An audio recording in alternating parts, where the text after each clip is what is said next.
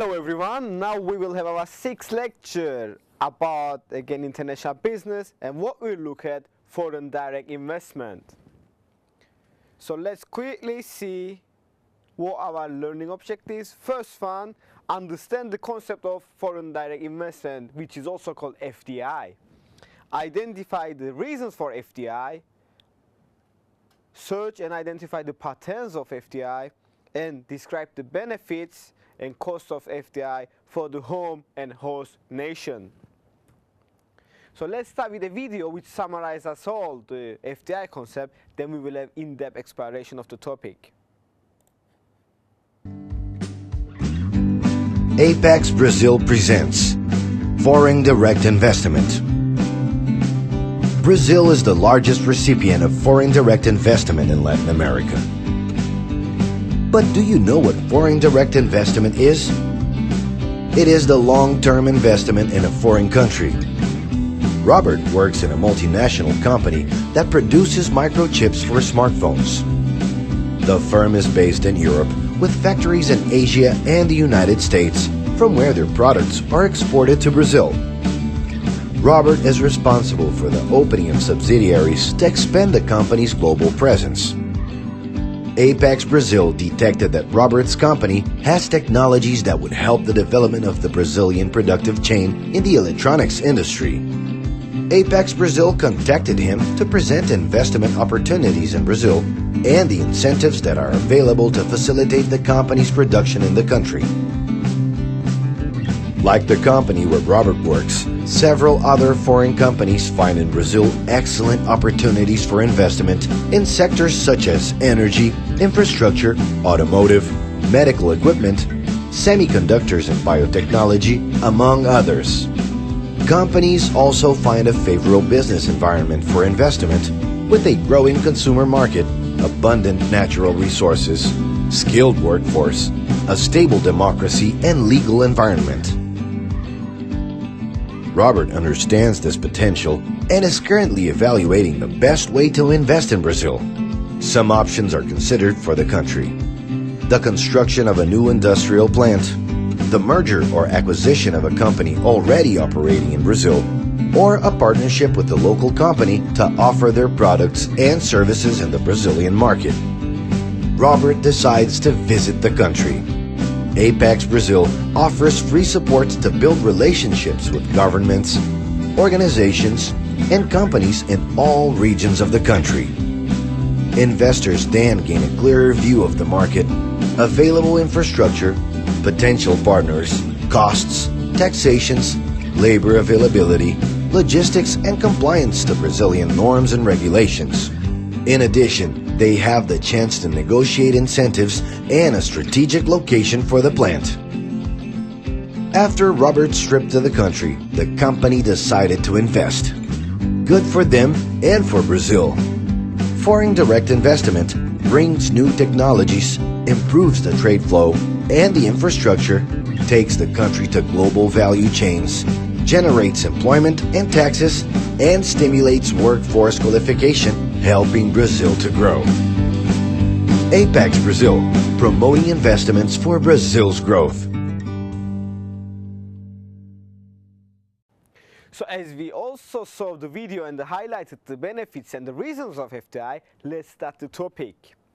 So foreign direct investment occurs when a firm invests directly in any facilities to produce a market or a product in a foreign country. Once a firm understands FDI, it becomes a multinational company, multinational player you can also call it. FDI takes on two main forms. First one is greenfield investment, which involves the establishment of a new operation in a foreign country. And second one involves either merging or acquiring a local business. So you find an existing firm in that country, in a foreign country, and you invest it or you take over it or you merge it, to have a cooperation with them. So let's look at the FDI in the world economy right now. When we're discussing FDI, we need to distinguish between the flow of FDI and the stock of FDI. So the flow of FDI refers to the amount of FDI undertaken over a given period of time. Outflows of FDI are the flows of FDI out of a country. Inflows of FDI are the flows of FDI into a country. And the stock of FDI is the total accumulated value of the foreign-owned assets at a given time.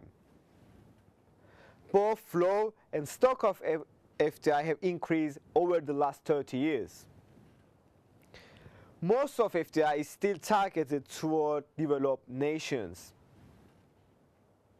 So if we look at the graph right now, we can see the patterns of FDI within 1982 until 2010. The FDI outflow shows that we have a steady increase, and even if we have some decrease between the 2010, still when compared with 30 years ago, we have more FDI outflows.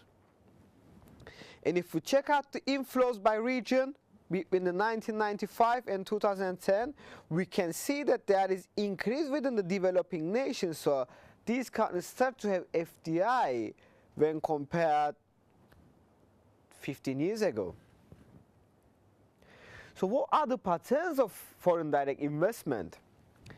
The growth of FDI is due to a number of factors, and the first one is a fear of protectionism. So the countries want to avoid trade barriers in order to enable free trade. Second one, political and economic changes. Deregulations, privatization, and fewer restrictions for FDIs result that the FDI attempts increase. We have new bilateral investment treaties. The agreements allow to facilitate the investment for different nations. And we have the globalization of the world economy, as you already know from CISFIC we are talking about. So many companies now view the world as their market, so they act on global scale. They need to closer with their customers, so this also increases the FDI. So if we carry on the patterns of FDI, we have gross fixed capital formation, which is the total amount of capital invested in factories, stores, office buildings. And like the greater the capital investment in an economy, the effects will be more favorable and more advantageous for them. So FDI is an important source of capital investment and is a determinant of the economic growth of an economy. If there is high rates of FDI, there is expected to be high rates of economic growth, as there is money and capital circulation. So if we carry on, we can see that the developing nations' inward FDI increases when compared with the 1992. And we can also check out what is the source of the FDI. So since World War II, the United States has become the largest source of country for foreign direct investment. United Kingdom, Netherlands, France, Germany, and Japan are other important sources. Together, these countries account for 60% of all FDI outflows between 1998 and 2010. So you can see the graph there, which summarizes all we talk in this slide. So how does FDI benefit the host country? First, we can tell that there are four main benefits for the host country.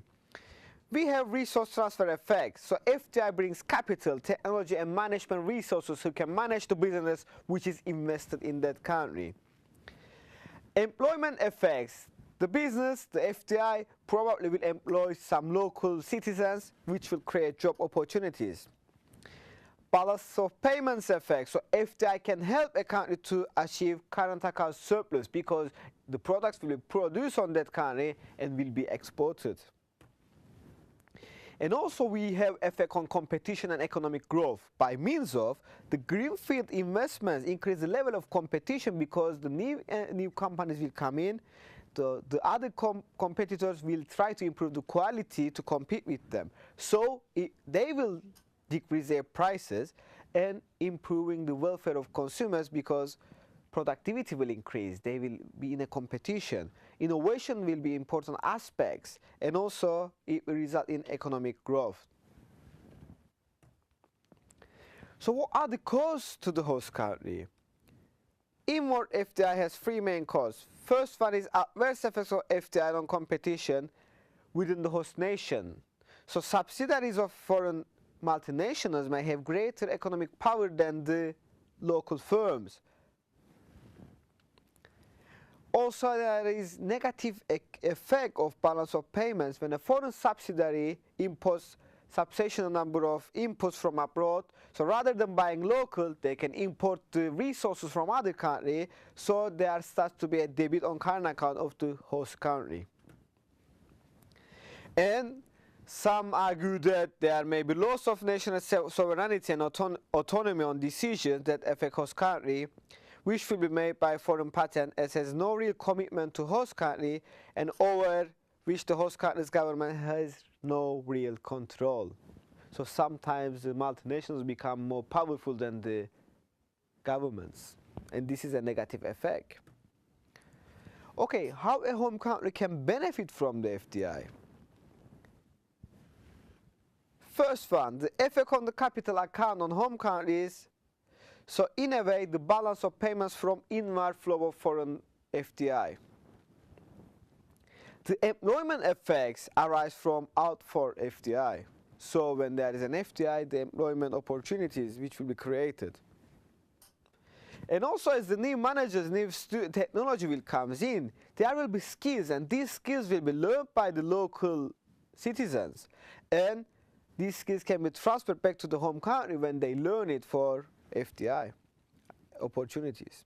So how does the government influence the FDI? They can encourage outward FDI by supporting insurance programs to cover major types of foreign investment risks, so they can find out what risks are and they can support him. They can restrict outward FDI by limit capital outflows. They can limit the extent which will be out, manipulate tax rules, or directly they can prevent it, prohibit. If we carry on, they can encourage inward FDI by offering incentives to foreign firms to invest in their countries. And tax breaks is one of the examples for this. They can gain from the resource transfer and employment effects of FDI and capture FDI away from potential host countries. And they can also resist the inward FDI by use of ownership restraint, and they can increase the performance standards, so it will become more difficult for another country to invest in your nation. So references, the same reference to book we have, International Business Competing in Global Marketplace. And in case if you don't understand anything, and in case if you have any queries or questions about the subject we have, please feel free to email me.